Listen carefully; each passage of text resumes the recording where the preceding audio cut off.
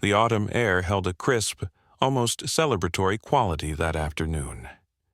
Golden leaves, detached from their branches, danced in a gentle breeze, scattering across my neatly kept lawn. I was inside my old house, a place filled with the comforting scent of aged wood and memories, enjoying the rare quiet. For years, this house had been my sanctuary, a place where the relentless churn of the outside world faded to a distant hum.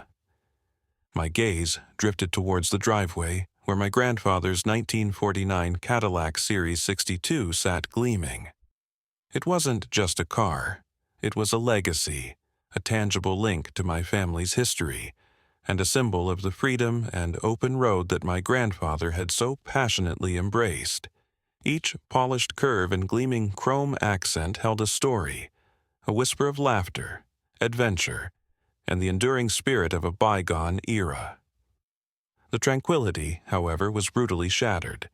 A shrill, piercing yell cut through the afternoon calm like a jagged knife. My heart instinctively clenched. Something was wrong. I moved towards the window, a knot of unease tightening in my stomach. What I saw made my blood run cold. A woman, clad in a shockingly bright green tracksuit, stood in my driveway, her face contorted in a furious grimace. She was shouting into her phone, her voice a harsh, grating sound that echoed off the surrounding houses. Her free hand gesticulated wildly towards a tow truck that was idling at the curb, its presence a blatant intrusion on my peaceful afternoon. The scene felt surreal, like a bizarre play unfolding before my very eyes. My initial thought was that it must be a mistake. Surely, this was some kind of misunderstanding. No one in their right mind would just show up and try to tow away a car from someone else's private property, especially not a classic like my Cadillac, so meticulously cared for and clearly not in violation of any parking regulations. Stepping outside, I tried to maintain a calm, composed demeanor, though my heart was now hammering against my ribs. "Excuse me," I called out, my voice surprisingly steady despite the surge of adrenaline. "Can I help you?" "What exactly do you think you're doing?" She spun around to face me. Her eyes narrowed, a smug, almost predatory smirk playing on her lips. The expression sent a chill down my spine. It was the look of someone who enjoyed wielding power, however petty. "Oh, there you are," she said, her tone dripping with condescension, as if I were the one trespassing. "This car is parked illegally, and I'm having it removed. It's a violation of the HOA regulations." I stared at her, momentarily speechless. Illegally? My Cadillac, parked squarely within the boundaries of my own driveway. A driveway that was clearly defined in the property survey I received when I bought the house. And the HOA?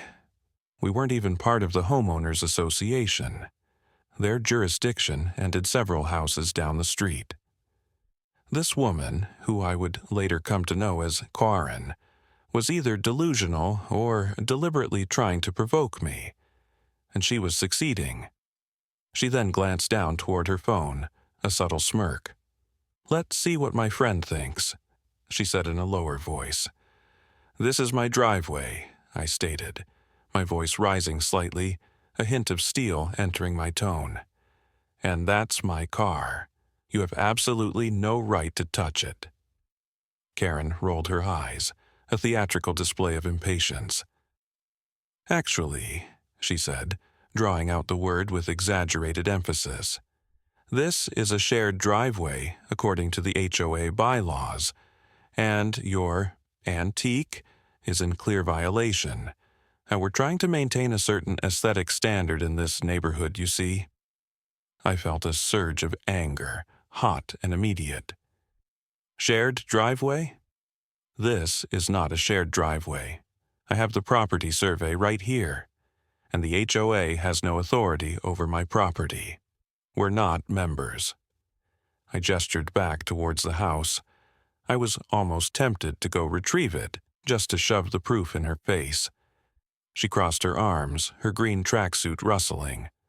"Oh, I assure you they do. I've already spoken to Mr. Henderson, the HOA president. He's fully aware of the situation." The name drop was clearly intended to intimidate me, but it only fueled my suspicion. Something about this felt incredibly off.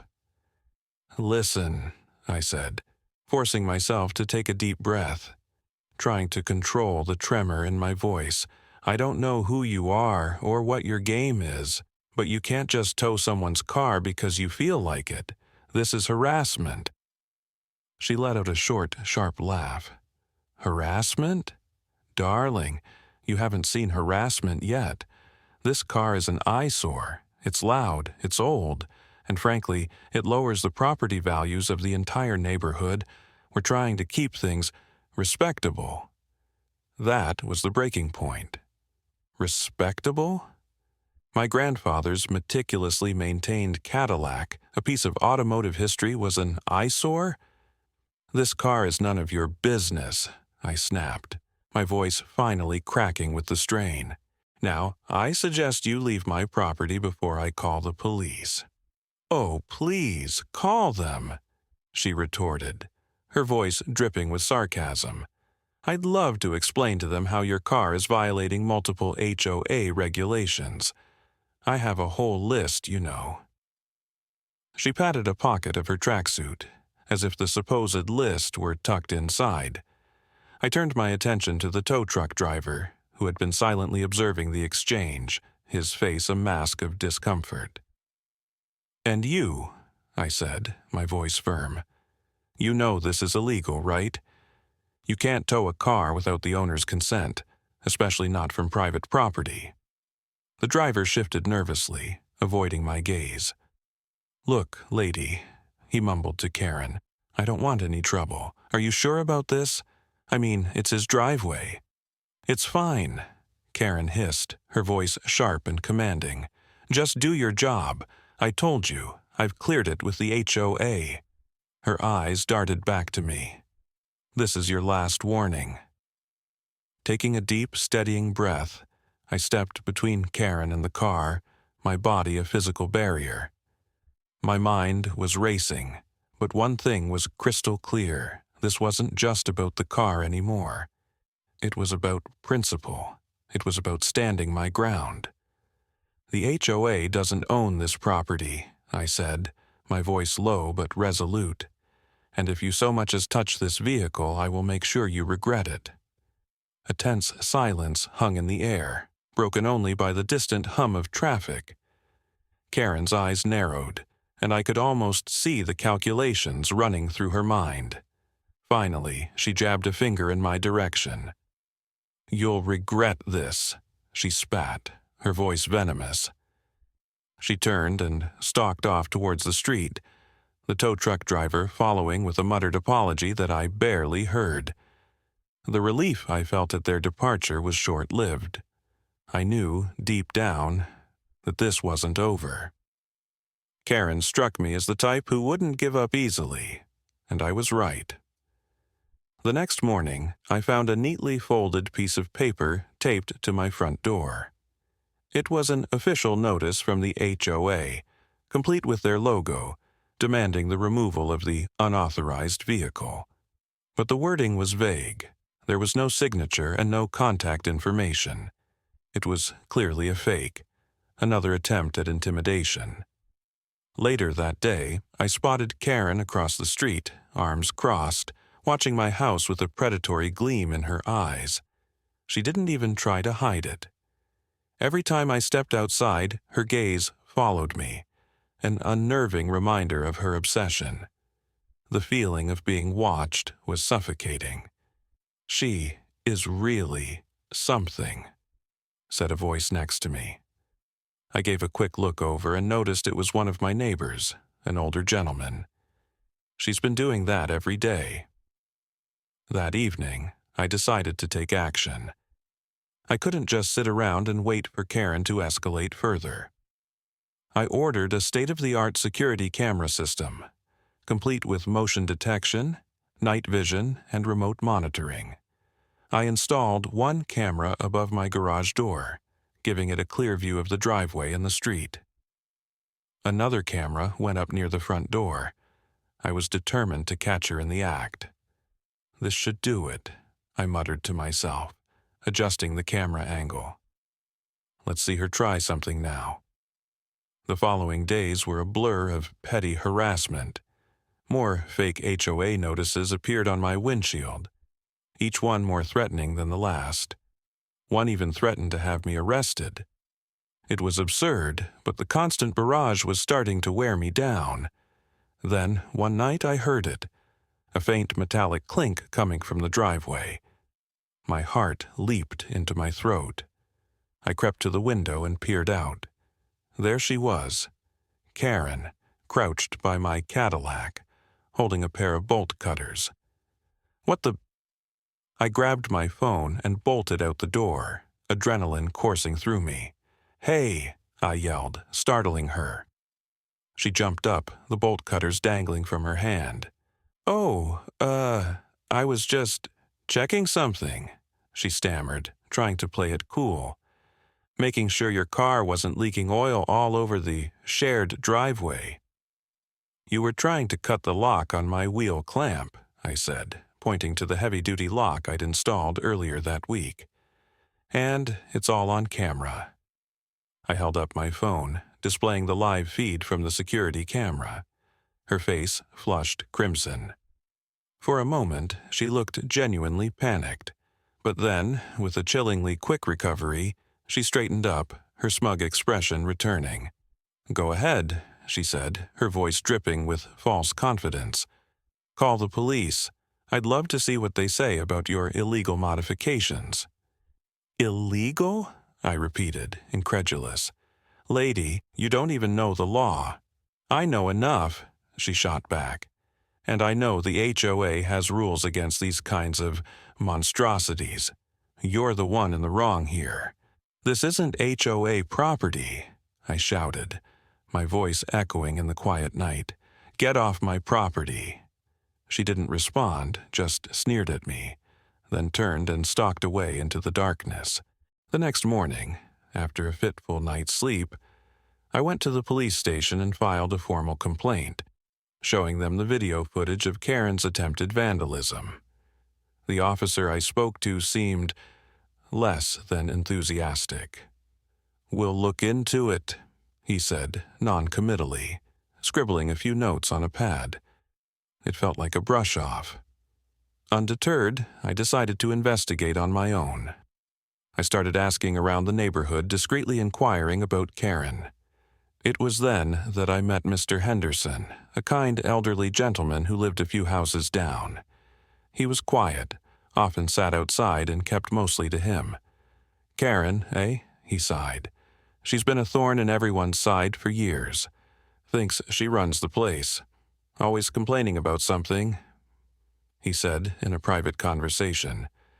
"Do you know anything about her and a connection to the HOA?" I inquired. "Well, I know she lost her house a long while back. Due to fire code violations, it was a whole mess. She's been bitter ever since."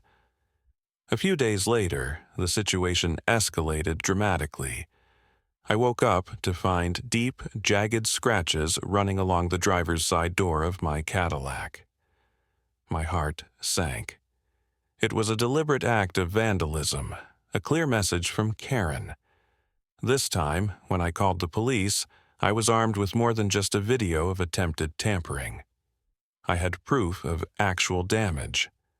The officer who responded, a different one this time, seemed more concerned. "This is serious," he said, examining the scratches. "We'll definitely be speaking to Miss Karen." Word of the vandalism spread quickly through the neighborhood. To my surprise, several neighbors reached out to me, offering their support and sharing their own stories of Karen's harassment. It turned out I wasn't her only victim. "She reported my dog for barking," one neighbor told me. "Said it was disturbing the peace." "She complained about my flower pots," another said. "Claimed they violated some obscure HOA rule about aesthetics.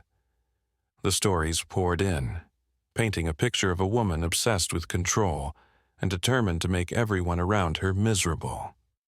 This shared experience created an unexpected bond between us. We decided to take collective action. One evening, I went looking for the quiet neighbor, the older gentleman. "I have an idea. It might be time we really do something about this," I said. A few nights later, I received an alert on my phone from my security system. Motion detected in the driveway. I pulled up the live feed and saw Karen, along with two burly men I'd never seen before, approaching my Cadillac. They were carrying crowbars. My blood ran cold.